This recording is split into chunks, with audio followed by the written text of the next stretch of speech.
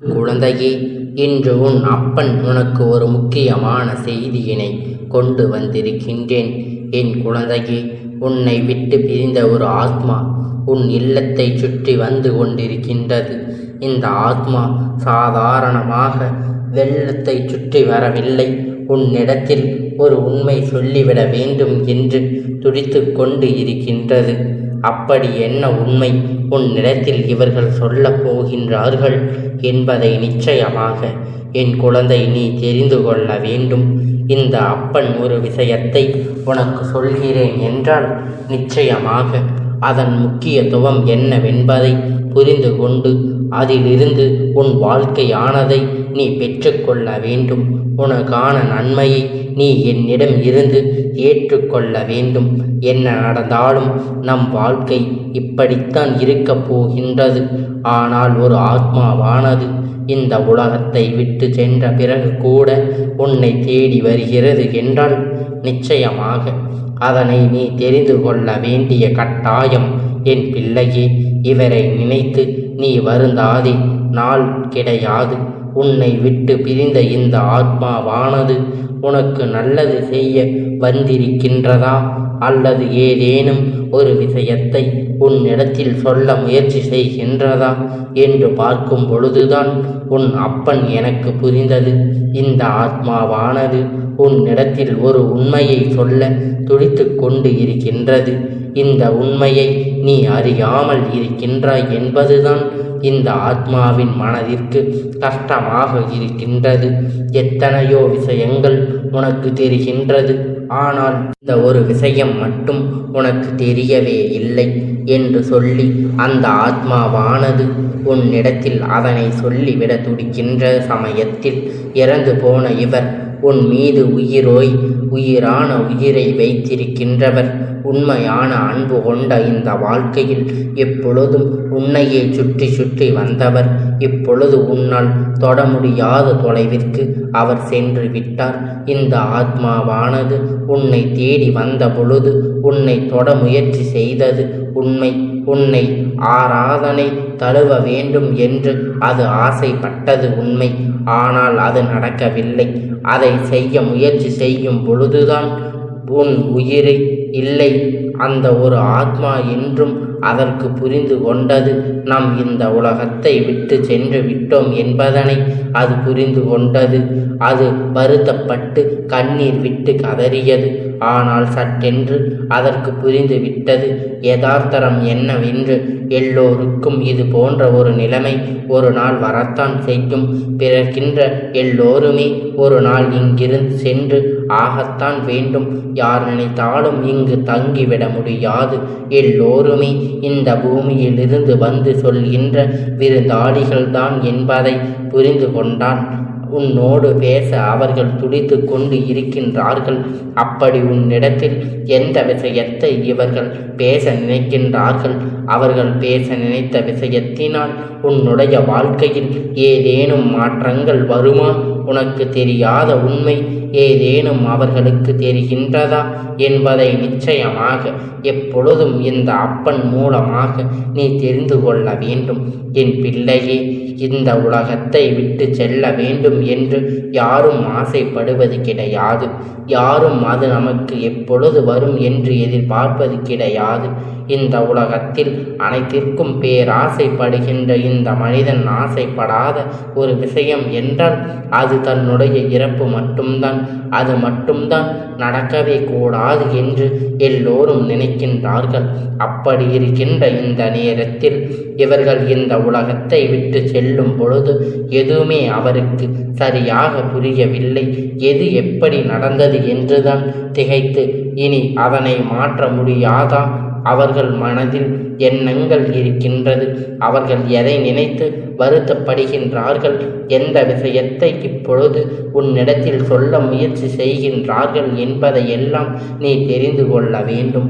அவர்கள் சொல்ல துடிக்கின்ற உண்மை ஒருவேளை இது நாள் வரையிலும் நீ தேடிக்கொண்டிருக்கின்ற உண்மையாக கூட இருக்கலாம் அல்லவா?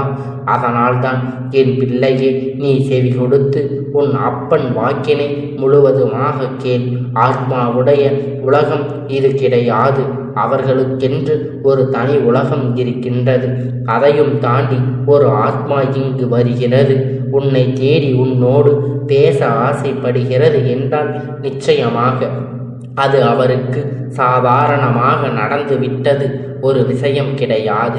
பல எண்ணல்களை தாண்டித்தான் உன்னை தேடி அவர்கள் வந்திருக்கின்றார்கள். அவர்களுக்கு ஆத்மாக்களின் உலகம் தான் சொர்க்கம். இங்கே வந்து நின்றால் அது அவர்களுக்கு நரகம். நெருப்பில் நின்றது போன்ற ஒரு உணர்வை அது கொடுக்கும். அப்பேற்பட்ட கஷ்டத்தையும் தாண்டி உன்னோடு பேச துடிப்பதற்கு உன் வாழ்க்கைதான் இருக்கின்றது என்பதனை உனக்கு அவர்கள் உணர்த்துவதற்கு முயற்சி செய்வதற்கு காரணம் என்ன தெரியுமா?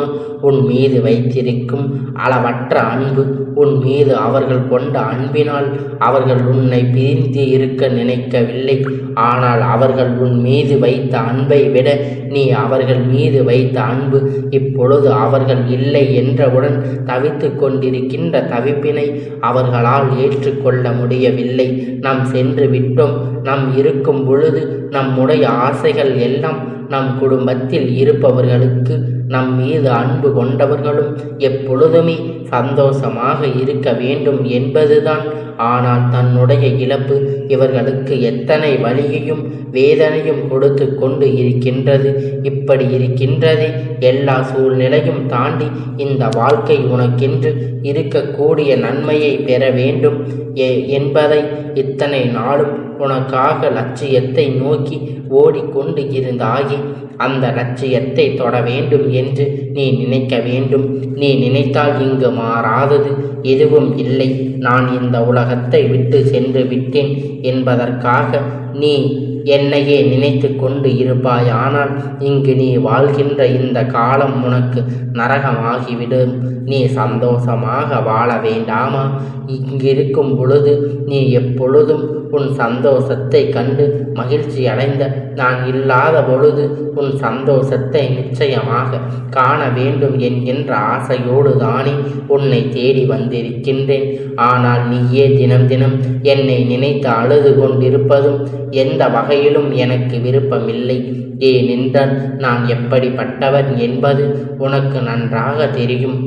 நீ நன்றாக வாழ வேண்டும் என்று ஆசைப்பட்டவர். எப்பேற்பட்ட சூழ்நிலையிலும் நாம் வாழ்க்கையில் எதையும் சாதிக்க விட்டாலும் அதையும் நீ சாதிக்க வேண்டும் என்று நினைத்து உன்னை ஊக்கப்படுத்தி கொண்டிருப்பவர். அப்படி இருக்கும் பொழுது என்னுடைய இழப்பு உனக்கு வாழ்க்கையில் இத்தனை தலைகீழில் மாற்றத்தை நிச்சயமாக கொண்டு வந்திருக்கக்கூடாது. வாழ்க்கை என்பது அர்த்தம் நடத்து முடித்த விஷயத்தை எண்ணி எண்ணி வருத்தப்படாமல் இருப்பதற்கு மேலும் மேலும் நடந்ததை நினைத்து வருத்தப்பட்டு கொண்டிருப்பதும் இனி வரக்கூடிய எதிர்காலம் உனக்கு சூனியமாக மாறிவிடும் என்பதை மறந்துவிடாதே. இந்த நேரத்தில் வெற்றி பெறுவதற்கு நமக்கு வாய்ப்புகள் கிடைக்கும் பொழுது எக்காரணம் கொண்டும் அதை விட்டு விடாமல் உன் வெற்றியை நோக்கி நீ பயணம் செய்து கொண்டு இருக்க வேண்டும். இறந்து போனவர்கள், உன்னை விட்டு சென்றவர்களை நினைத்து நினைத்து வருத்தப்பட்டு கொண்டிருந்தாய். ஆனால் அதன் உனக்கு உன்னுடைய உடலுக்குத்தான் நோய் வரும் என்பதை புரிந்து கொள். அதிகமாக ஒரு விஷயத்தை பற்றி யோசிப்பது தவறு. அதே நேரத்தில் ஒரு விஷயத்தை பற்றி அறிந்து கொள்ளாமல் இருப்பதும் தவறு என்பதை முதலில் நீ புரிந்து கொள். இந்த நேரத்தில் உன்னுடைய வாழ்க்கையில் எப்பொழுதுமே நான் என்னவெல்லாம் செய்ய நினைக்கின்றேனோ அதையெல்லாம் ஒரு ஆத்மாவாக இருந்து உனக்கு செய்து கொடுப்பேன். யதார்த்தத்தை உணர வேண்டும். பிறப்பு போல இறப்பு உண்டு என்பதை நீ புரிந்து கொள்ள வேண்டும். நீ உணர்ந்து கொள்ள வேண்டும். இனிமேல் இதனை தடுக்க முடியாது. நிச்சயமாக யாராலும் மீண்டும் என்னை இந்த உலகத்திற்கு கொண்டு வர முடியாது. அதனால் நடந்துவிட்ட விஷயத்தை எல்லாம் எண்ணி வருத்தப்படாதே. இந்த வாழ்க்கையில் உன்னை சுற்றி நடக்கின்ற உண்மைகளுக்கு நீ வர வேண்டும். என்ன நடக்கிறது, ஏது நடக்கிறது என்பதை கண் திறந்து பார்க்க வேண்டும். உன்னை சுற்றி சூழ்நிலைகள் நடந்து கொண்டு இருக்கின்றது. நான் இல்லை என்றாலும் உன்னை நெருங்குவதற்கு அவர்களுக்கு மிகவும் எளிதாக இது மாறிவிட்டது.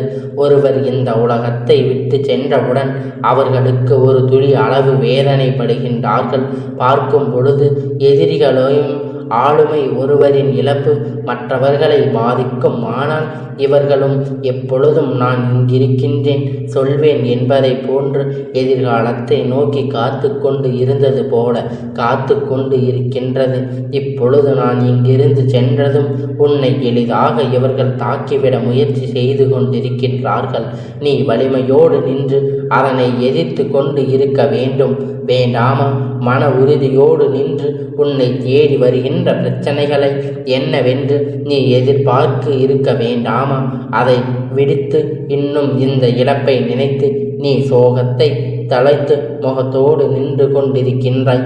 உன்னுடைய வெற்றியை நீ உறுதி செய்யாமல் நின்று கொண்டிருக்கின்றாய். நீ யாரை நினைத்து கண்ணீர் வடிக்கின்றாயோ அவர்களின் ஆசை அடைய வேண்டும். நீ நினைத்த வெற்றியை பெற வேண்டும்.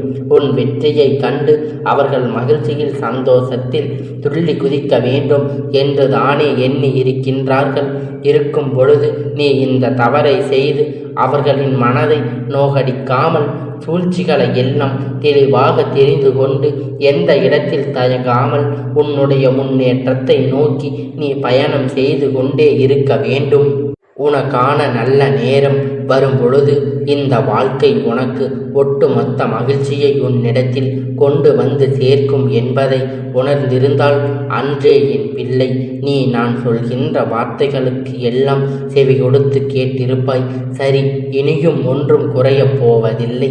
இனி வரக்கூடிய நல்ல நாளிலாவது உன்னுடைய வாழ்க்கையில் நடக்கின்ற ஒவ்வொரு விஷயங்களையும் சரியாக புரிந்து கொண்டு உன்னை சுற்றி நடப்பது எல்லாம் உன்னுடைய உண்மைகளுக்கு தான் என்பதை உணர்ந்து கொண்டு எல்லா நேரத்திலும் உன் வாழ்க்கையில் வெற்றி மட்டும்தான் உன் கண்களுக்கு தெரிய வேண்டும். சுற்றி நடப்பது எதுவாக இருந்தாலும் அது அவர்களின் திறமையை நீ உன்னுடைய திறமையையும் முழுமையாக வெளிப்படுத்தி உன்னால் முடியும். உன்னை விட்டு பிரிந்தவர்கள் இந்த ஆத்மா.